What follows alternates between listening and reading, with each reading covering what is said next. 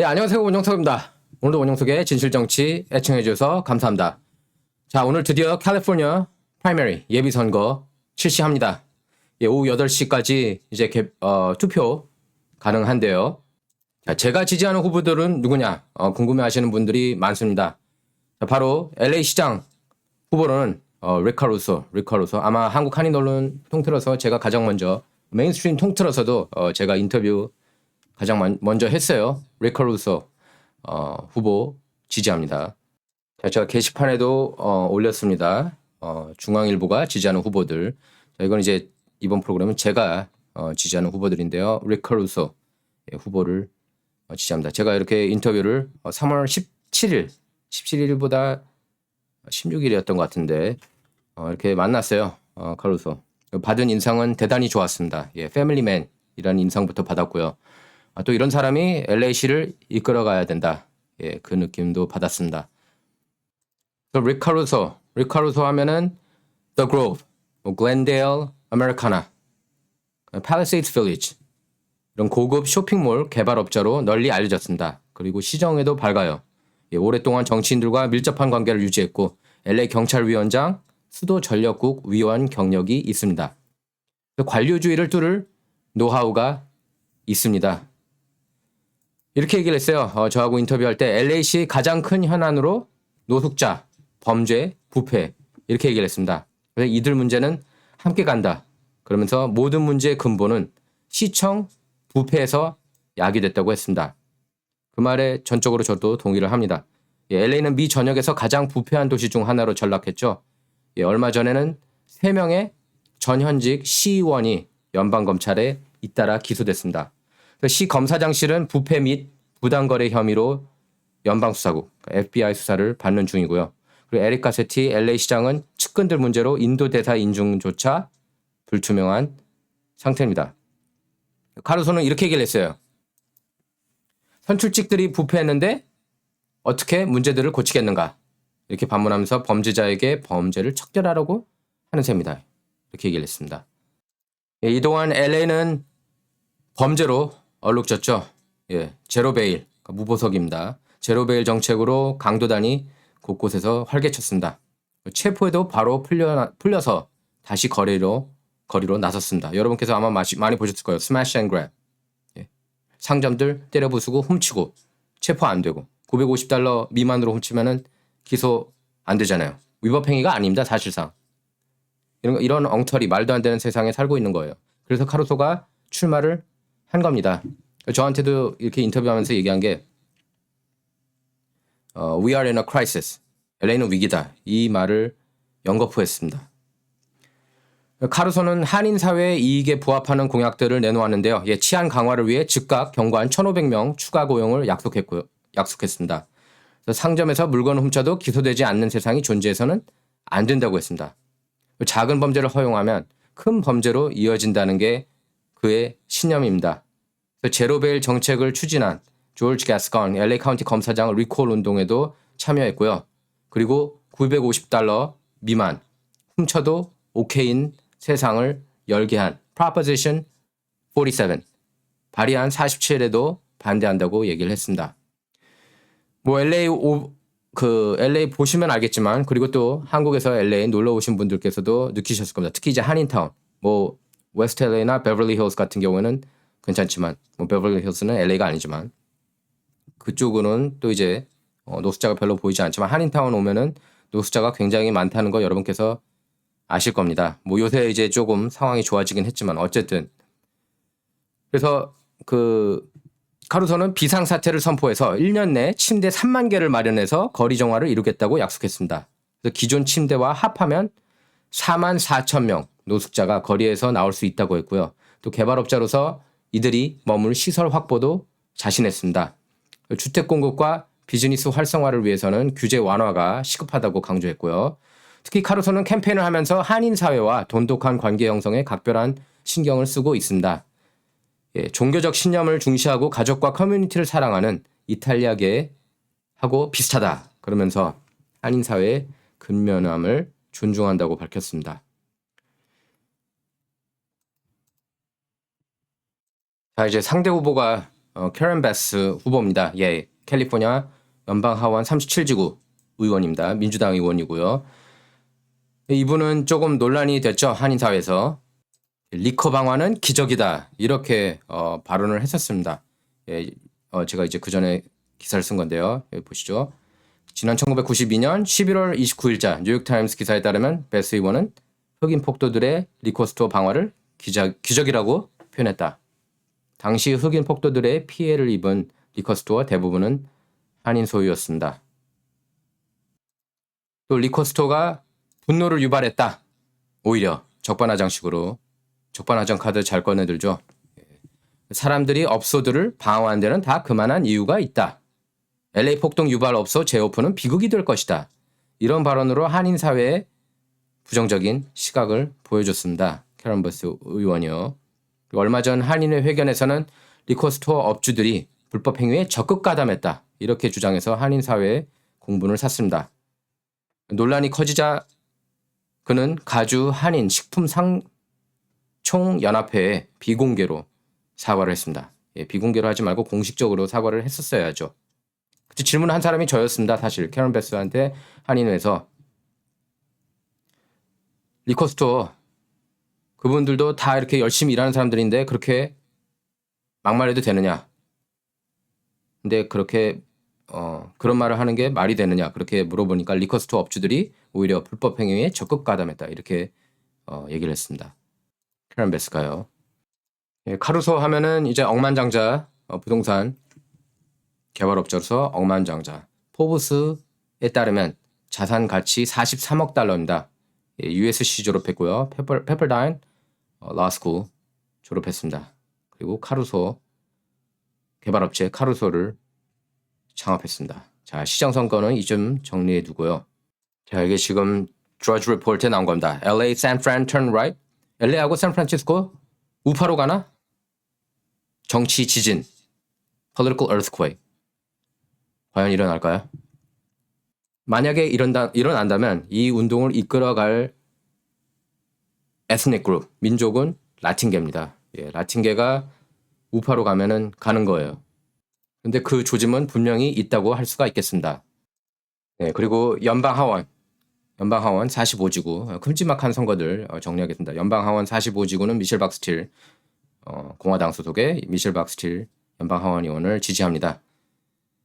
미셸 박스틸 의원 보면은 이제 활발한 의정 활동, 합리적 정책, 정치적 영향력, 그리고 한인 사회 기여도가 대단히 높습니다. 선거에서 무패 행진이에요. 그래서 올해 6연승에 도전합니다.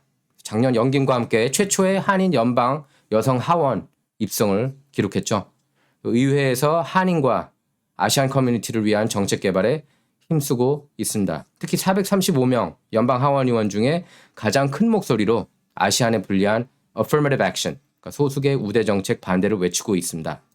얼마 전 BTS가 바이든 만났죠. 잠깐 다른 얘기 하겠는데 그러면서 아시안 증오범죄, 아시안 차별 얘기를 했는데 바이든 정부가 아시안 차별하고 있다는 건 BTS가 모르고 있었나 봐요. 이런 affirmative action 적극적으로 옹호하고 있는 게 바이든 정부입니다. 그리고 아시안들 상대로 범죄 저지르는 인종 보면 어디가 많습니까? 예, 영상들 보면은 이렇게 흑인이 많다는 걸 알 수 있습니다. 뉴욕이나 캘리포니아 이렇게 영상들 보면 아시안 증오 범죄 그런 것도 다뤄야 돼요. 예, 불편한 문제지만 언급을 해야 됩니다. 예, 다 그렇다는 건 아니지만 법무부 기록에 따르면은 아시안이 흑인한테 저지르는 범죄가, 그러니까 흑인이 아시안을 상대로 저지르는 범죄가 아시안이 흑인을 저지르는 범죄보다 80배가 많다고 그럽니다. 예, 이런 걸로 근데 다뤄야 돼요. 불편한 진실이지만. 자, 미셸 박스틸 의원을 보면은 반대만 한 게 아닙니다. 예, 문제 해결을 위한 접근법도 돋보입니다. 예, 얼마 전에 입학 전형 투명화를 촉구하는 하버드 법안을 발의했습니다. 성격 등급에서 아시안 학생이 손해를 보는 이유와 데이터를 하버드가 공개해야 한다는 내용이 골자입니다. 왜냐하면 성격 등급을 매기거든. 얘는 매력이 떨어져. 얘는 뭔가 조금 떨어져. 다른 사람들에 비해서 매력이. 그럼 매력이 떨어진다고 입학 전형에서 감점을 줄 거면은 그 기준, 그 스탠다드를 공표해야죠. 확실하게.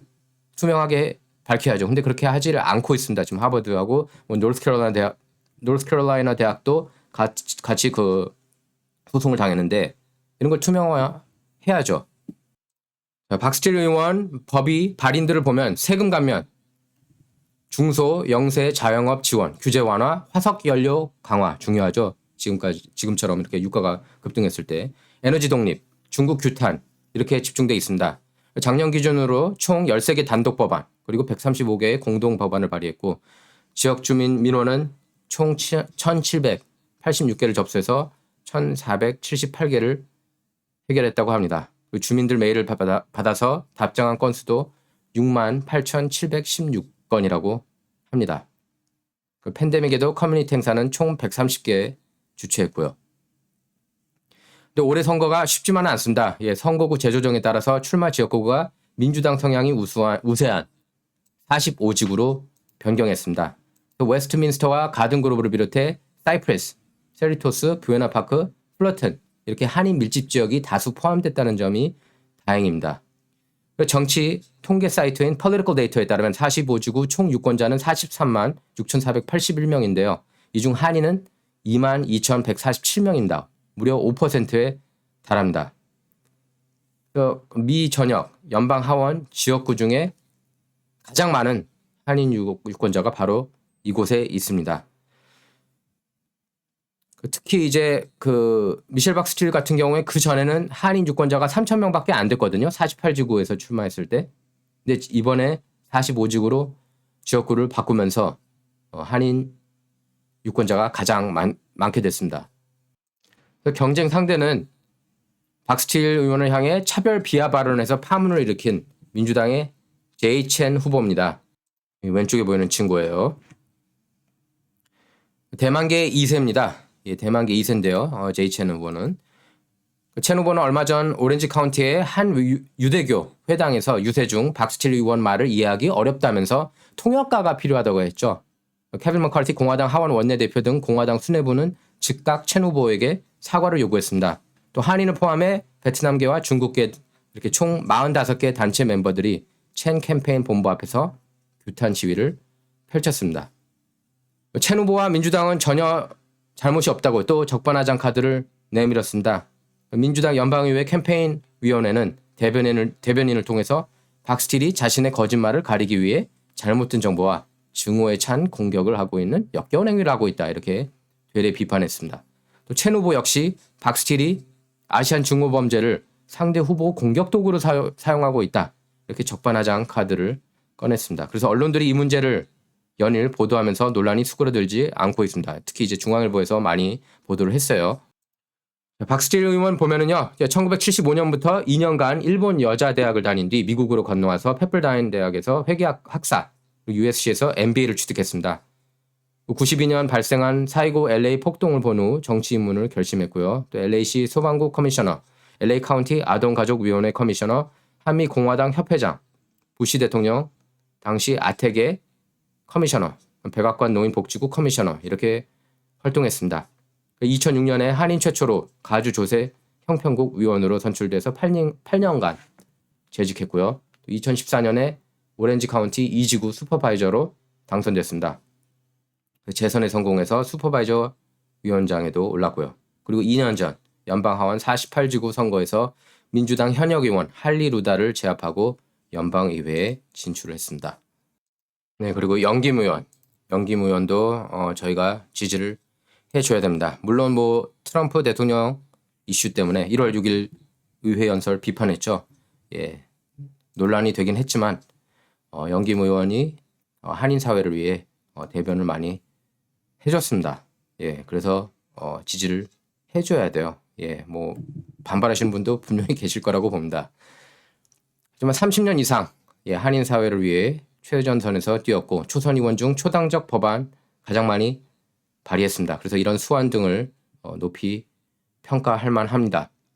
의회 입성 뒤 김 의원은 왕성한 활동을 펼쳤습니다. 스몰 비즈니스 지원안, 스몰 비즈니스 사이버 보안 강화안, 제한군인 언어 지원 법안 이렇게 260개 이상 법안을 공동 발의했습니다. 그래서 민주당 의원과의 초당 법안은 14개 발의했는데요. 초선 의원 중 가장 많습니다. 이 중 4개는 바이든 대통령이 서명해서 법제화가 됐습니다.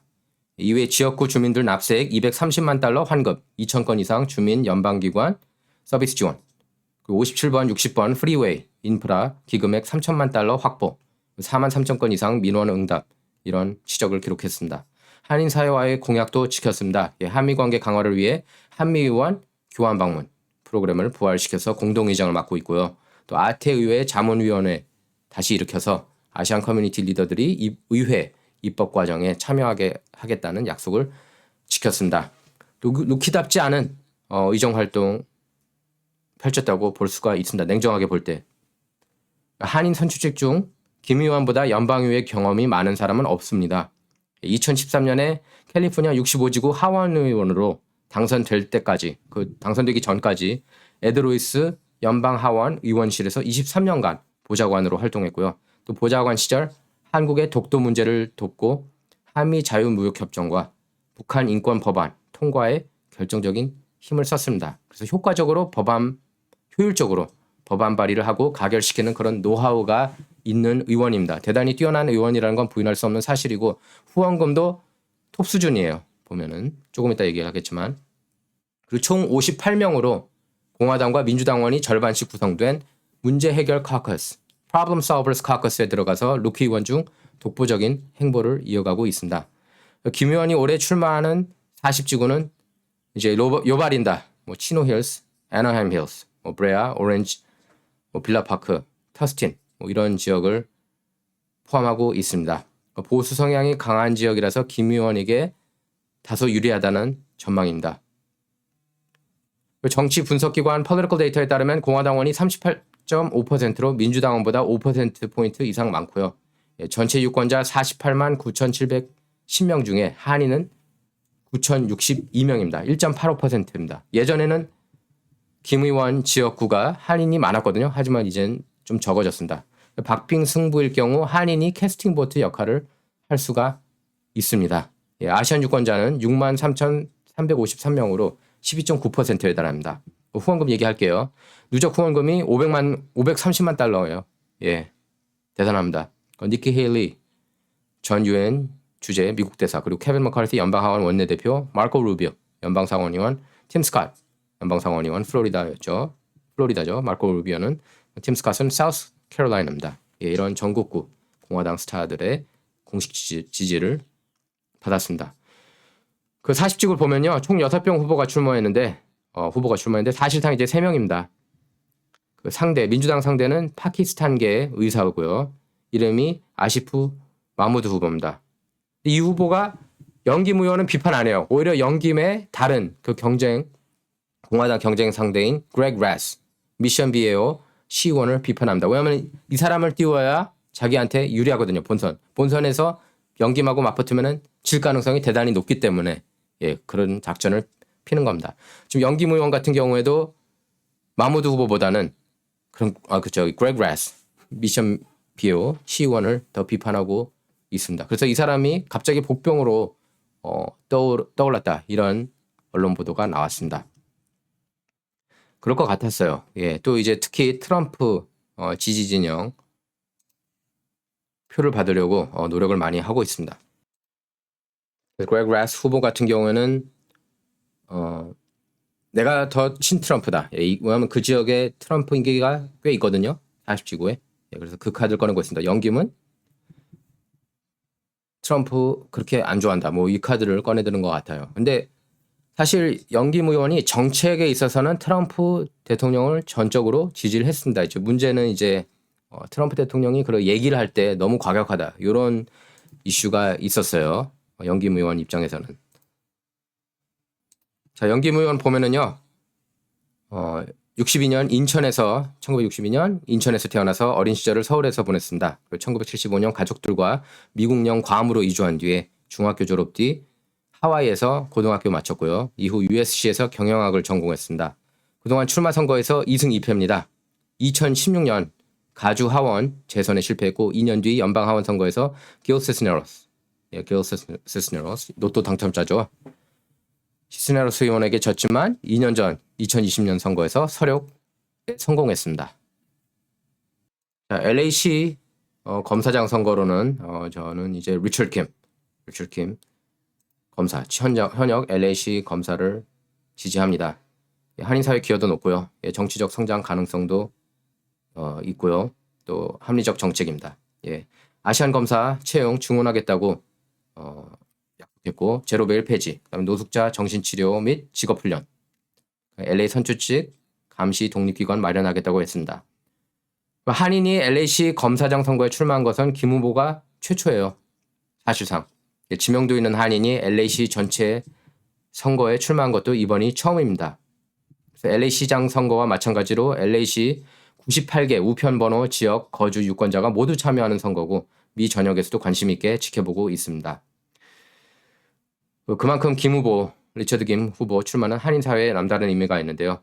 김 검사는 오랫동안 한인사회 권익을 위해 앞장서 왔습니다. 리셔 주민의회 의장을 비롯해서 LA 한인회 부회장을 거쳐서 현재 한인타운 청소년회관 이사로 활동 중입니다. KYCC. 박빙 승부일 경우 결집한 한인표가 김 후보 본선 진출에 힘을 실어줄 수가 있습니다. 현재 LAC 한인 유권자는 총 44,377명이고요. 폴리티컬 데이터 기준 2.1%입니다. 예, 아시안 유권자는 18만 5,835명으로 8.7%에 달합니다. 한인사회 정치력 신장을 위해 한인은 물론 아시안 검사 채용 확대를 약속했고요. 현재 LAC 검사가 600명 정도지만 아시안 검사는 20년 전과 비슷한 20명 수준에 머물러 있다고 합니다. 3.3% 수준에 머물러 있대요. 아까 제가 얘기했죠. 인구는 8.7%라고 아시안이. 아시안 인구 수에 비해 턱없이 부족합니다. 또 아시안 중호범죄 예방을 위해서도 최소한 인구 분포도에 걸맞는 아시안 검사 채용이 시급하고요. 현재 LAC 검사장 선거에는 7명이 도전장을 내밀었습니다. 이 중 LAC 검사 출신은 그러니까 현역 LAC 검사는 김 후보가 유일합니다. 예, 검사 출신은 2명이에요. 근데 현역 LAC 검사는 리처드 김 후보가 유일합니다. 후보군 중 조직 문제점 이런 내부 사정을 누구보다 잘 알고 있습니다. 리처드 김 시검사는 LAC의 가장 큰 현안으로 노숙자 범죄 정부 부패 이렇게 세 가지를 꼽았습니다.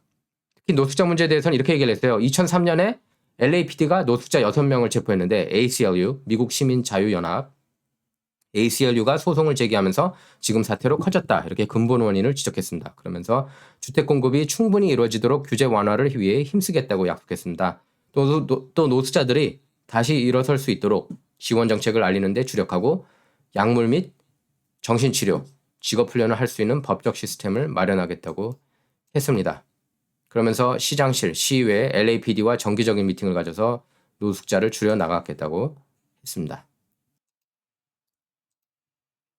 범죄 급증 주범으로 제로벨 정책을 꼽았습니다. 예, 제로벨 정책을 이끌어 비판받는 조지 게스건 LA 카운티 검사장 리커스 찬성 서명운동에 동참했습니다. 후보군 7명 중에 유일하게 조지 게스건 LA 카운티 검사장 아주 그 조지 소로스 돈을 많이 받는 그런 카운티 검사장이에요. 조지 게스건이. 거기 리콜 찬성 서명운동에 동참했습니다. 용기가 있는 거죠. 그 범죄자들이 체포되면 다시 길거리로 곧바로 나설 수 없도록 관련 법안 통과를 위해 주의회와 협조하겠다고 약속했습니다. 그 시의원들이 잇따라 부패 혐의로 기소된 데 대해서는 시의원들을 감독할 윤리위원회를 정치인들이 임명할 게 아니라 독립기관에 맡겨야 한다. 이렇게 얘기를 했어요. 이번 선거는 후보군 중 뚜렷하게 지명도가 높은 인물이 없습니다. 그래서 그야말로 백중세인데요.